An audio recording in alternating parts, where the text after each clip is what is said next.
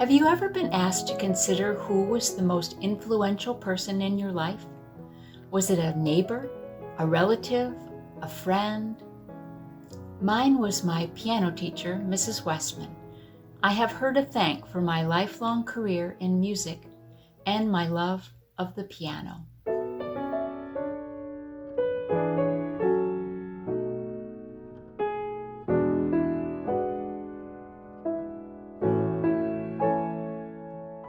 Nancy Westman was the finest piano teacher I ever had. She became my instructor when I was in the 3rd grade. I came to her with 5 years of bad habits from 2 previous teachers. Our partnership lasted until my junior year of college when I had to move to another university. Our lessons ended, that is, but not our personal ties. Those lasted until her death. One of my first teachers was Mrs. Rosshaven. She played every instrument except for harp and tuba in her family's traveling dance band. So as a 7-year-old, I learned to play songs like these. The night is like a lovely tune. Beware, my foolish heart. I can't show my face, can't go any place. People stop and stare, it's so hard to bear. Everybody knows you left me. It's the talk of the town. Allegheny moon, I need your light to help me find romance tonight. So shine, shine, shine. Mrs. Rosshaven was a good musician. In fact, she was our church organist, but she wasn't very fussy about her students' repertoire or technique. Her retirement to Florida and a career change, becoming a handwriting analysis expert, still dealing with her hands, left me without an instructor.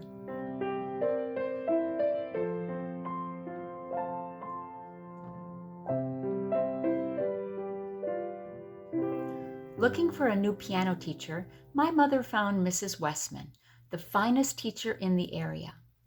She required of all her students 2 lessons a week and a serious study of the classical repertoire.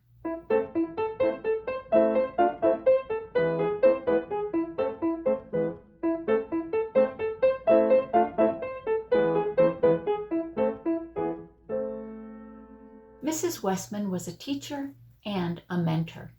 She would say, "Honey lamb, make the melody sing. Sugar plum, establish good fingering. Sweetie, play with your whole body." The veins in the backs of Mrs. Westman's hands were thick and blue. I thought it was because she played so much, so I practiced several hours a day, hoping mine would become as prominent as hers. It would show that I was a serious student. Now, in my 60s, I think protruding veins in one's hands are most likely a part of the aging process. As I progressed in my piano skills, Mrs. Westman urged me to join organizations that supported budding young pianists, such as Junior St. Cecilia, Student Musicale, and eventually Senior St. Cecilia. The meetings were held at Woodside Church, a very architecturally interesting building in Flint, Michigan, that is still being used today.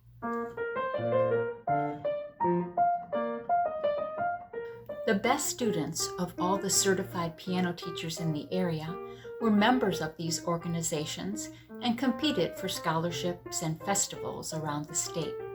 Amazingly, I began to win some of these competitions.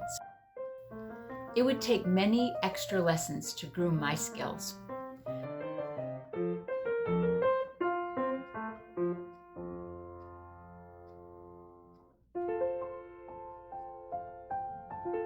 At At 6 a.m., my mother would drive me to Mrs. Westman's home, and after these early morning sessions, Mrs. Westman would feed me breakfast and drive me to school. With 40 to 60 students studying weekly, she started her teaching very early in the morning and continued to late in the evenings. I cannot remember a time when she wasn't drinking a cup of coffee. Mrs. Westman kept manicure scissors near the piano and would cut my fingernails every time she heard my nails clicking on the keys. I believe that's why my nails don't grow today, but it's a small price to pay for everything she did for me. Mrs. Westman herself traveled to Michigan State University monthly to take piano lessons from Professor Evans. How could anyone know more about playing the piano than she did? When I had a competition coming up, she would drive me to Michigan State so that I could use her lesson time to polish my interpretations.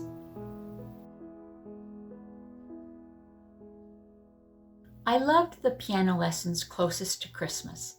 We students would have our choice of eggnog or cranberry juice and some cookies, and only a little piano playing would occur after pleasant conversation about how we were going to spend our holiday time.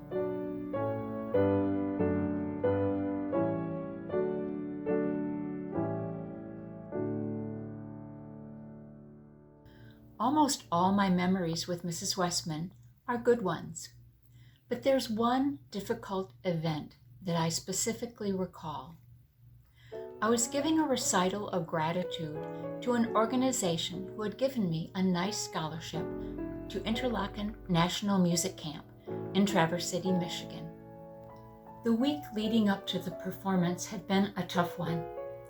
Our town mayor and family dentist wrote tender letters to his wife and children, who were my classmates and friends. He drove to Alan's funeral home and shot himself in the head upon learning that he had an inoperable brain tumor. A few days later, one of my friends since childhood was robbed and murdered at the local expressway gas station where he worked alone in the evenings. Keep in mind, we were a small town and I was an emotional teenager. During the recital that Sunday afternoon, I couldn't clear my mind of the tragic events of the week, and I had some memory lapses in my pieces. I recovered and went on to finish the program, but afterwards there was only light and polite applause. When it was over, no one came near me, as if to say, "Wow, we gave this pathetic pianist a scholarship?" I completely broke down crying from the strain. Mrs. Westman took me to Bill Knapp's restaurant, and over a pot of tea, she comforted my sobbing and my nose blowing. She could always make me feel so much better about everything.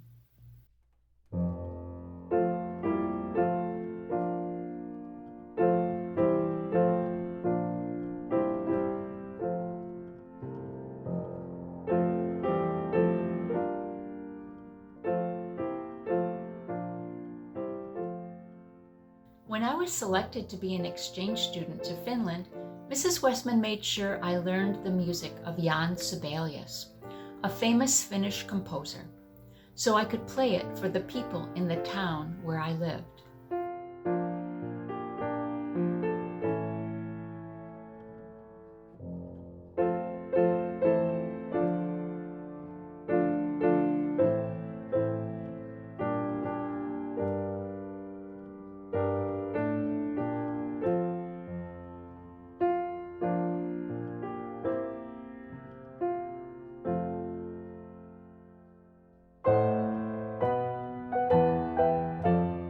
Mrs. Westman also played the music for my wedding.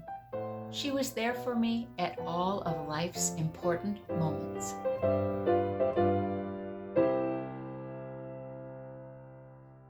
Tragedy struck Mrs. Westman soon after I moved to Florida. She contracted some kind of virus in her eyes that the doctor misdiagnosed, and within a week she went completely blind.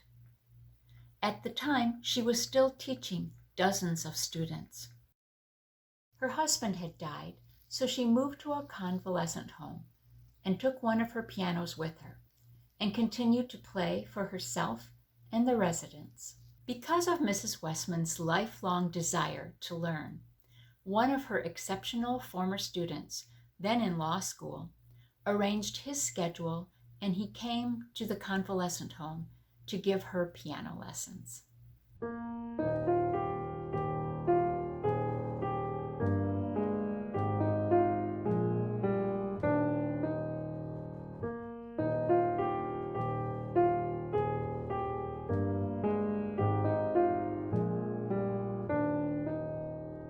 She never gave up playing and learning, and her very positive attitude.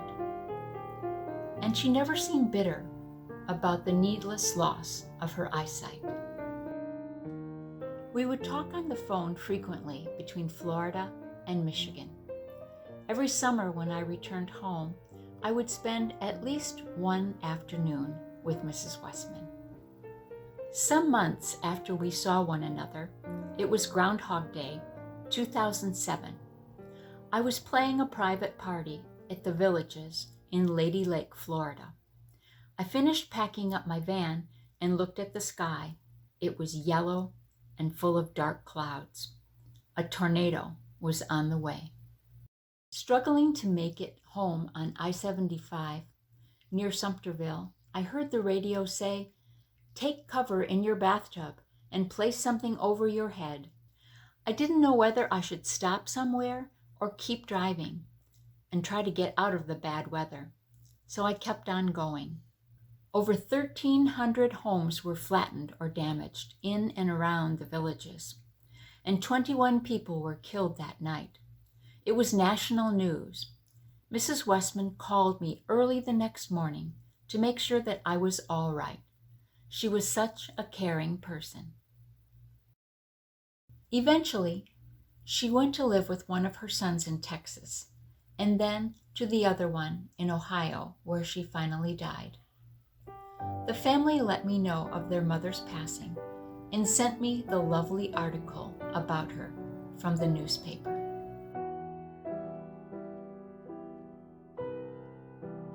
I'm certain all of her former students gained a deep appreciation and love for the piano and the greatest music ever written for it. More importantly, we had a tireless, unselfish, compassionate mentor who loved us no matter how much we practiced between lessons.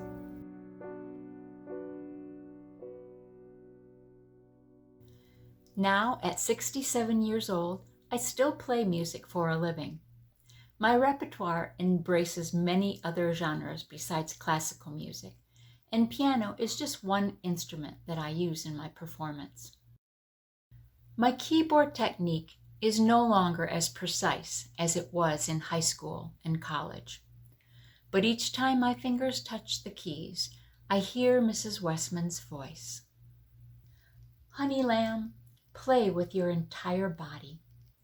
Establish good fingering. Sugar pie, keep your fingers close to the keys. Make the melody sing. That's it, Bonnie darling. You've got it, sweetie.